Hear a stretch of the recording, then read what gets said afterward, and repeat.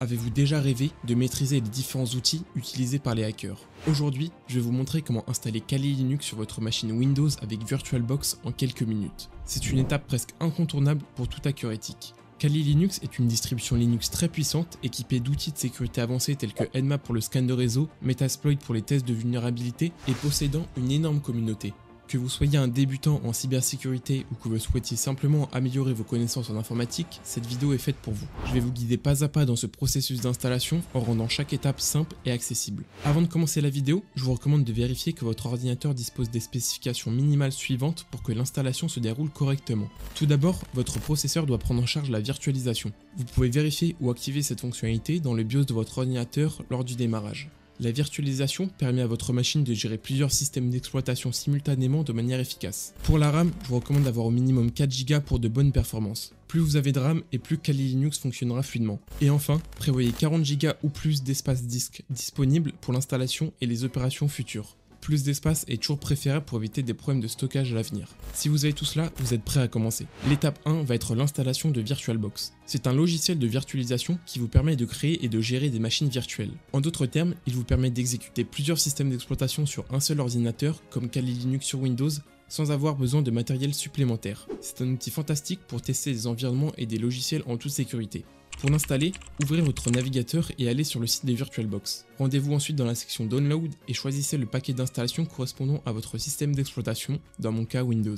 Une fois le fichier téléchargé, double-cliquez dessus pour lancer l'installation. Si Windows demande une confirmation, acceptez pour continuer. Suivez ensuite les instructions de l'assistant d'installation, cliquez sur Next pour continuer et acceptez les paramètres par défaut. Cliquez ensuite sur Install pour commencer l'installation des composants de VirtualBox. Cela inclut le logiciel principal ainsi que les modules supplémentaires nécessaires au bon fonctionnement.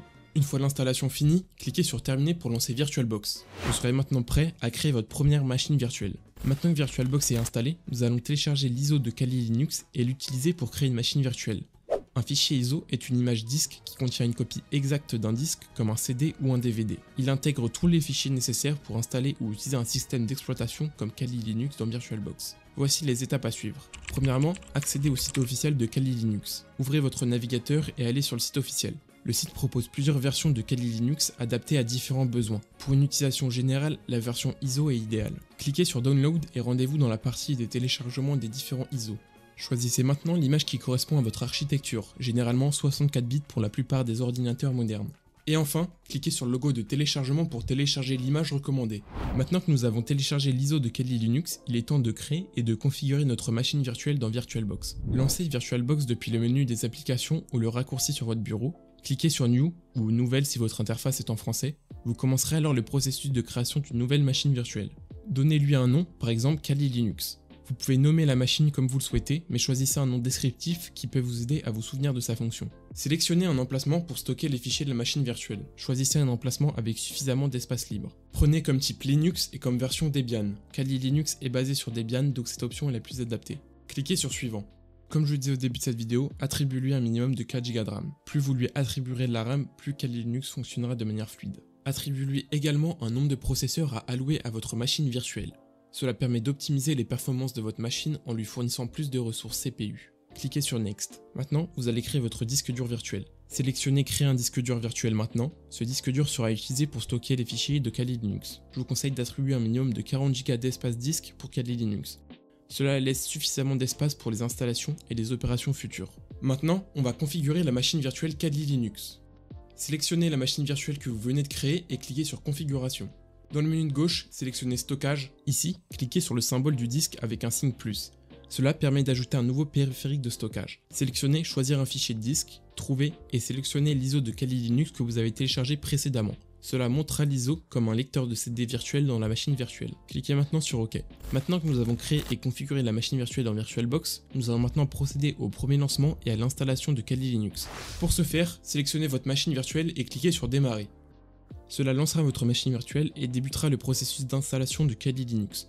Vous verrez une fenêtre s'ouvrir représentant l'écran de la machine virtuelle, comme si vous démarriez un nouvel ordinateur. Utilisez les flèches du clavier pour sélectionner Installation graphique et appuyez sur Entrée. Cela démarrera le processus d'installation en mode graphique, qui est généralement plus convivial pour les nouveaux utilisateurs. Choisissez votre langue, donc français pour ma part, et appuyez sur Continuer. De même pour votre région, cette étape permet de configurer les paramètres régionaux comme le fuseau horaire et le format de date en fonction de votre localisation. Sélectionnez ensuite la disposition de votre clavier qui correspond à votre configuration, comme French ou français, et cliquez sur Continuer. Cette étape configure le clavier pour correspondre à la disposition physique que vous utilisez. Puis, donnez un nom à votre machine, par exemple Kali Linux. Cela aide à identifier votre machine sur le réseau. Cliquez sur Continuer. Pour le nom de domaine, vous pouvez laisser ce champ vide ou entrer un nom de domaine si vous en avez un. Par exemple, si vous faites partie d'un réseau d'entreprise, vous pouvez entrer le nom de domaine correspondant. On passe maintenant à la partie de configuration des utilisateurs et des mots de passe. Entrez un nom d'utilisateur de votre choix, dans mon cas je choisis Kali. Choisissez un mot de passe pour le compte root qui est le compte avec le plus de permissions sur votre machine virtuelle. Le mot de passe de ce compte est crucial car il permet d'avoir un accès complet à toutes les fonctionnalités de Kali Linux. Pour le partitionnement des disques, pour les nouveaux utilisateurs, je vous recommande d'utiliser le disque entier. Cela simplifie le processus et crée des partitions nécessaires automatiquement. Sélectionnez le disque à partitionner, puis l'option Tout dans une seule partition et confirmez le partitionnement. Appuyez sur Oui pour appliquer les changements sur les disques. Patientez pendant que le système s'installe. Cela peut prendre un certain temps en fonction de la vitesse de votre ordinateur et de votre connexion. Vous verrez une barre de progression qui vous indique l'avancement de l'installation. Acceptez les paramètres par défaut pour la gestion des paquets et cliquez sur Continuer. Cette étape configure les sources de logiciels pour les mises à jour et les installations de paquets futurs. Enfin, installez le chargeur des démarrages Grub sur le disque dur principal. Cela permet à votre machine virtuelle de démarrer Kali Linux correctement. Sélectionnez /dev/sda et cliquez sur Continuer. Grub est le programme qui vous permet de démarrer votre système d'exploitation lors du démarrage de la machine. Une fois l'installation terminée, Kali Linux vous demandera de redémarrer votre machine. Cliquez alors sur Continuer pour la redémarrer. Après le démarrage, Kali Linux vous demandera de vous connecter. Utilisez le nom d'utilisateur et les mots de passe que vous avez configurés lors de l'installation. Félicitations, l'installation de Kali Linux est terminée. Mais attendez, ce n'est pas fini. Il reste encore quelques étapes pour que votre machine puisse fonctionner correctement. La première étape, essentielle après l'installation, consiste à garantir que votre système est à jour avec les derniers correctifs de sécurité et les fonctionnalités les plus récentes. Pour ce faire, utilisez cette commande qui permet de mettre à jour la liste des paquets disponibles, vous assurant ainsi d'avoir accès aux versions les plus récentes.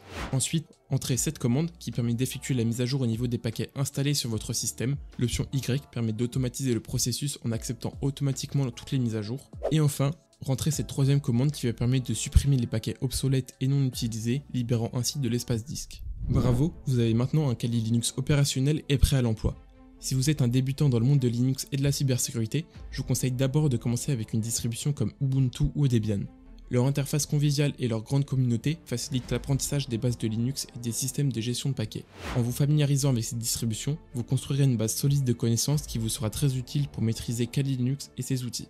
Si vous avez des questions, laissez-les dans les commentaires.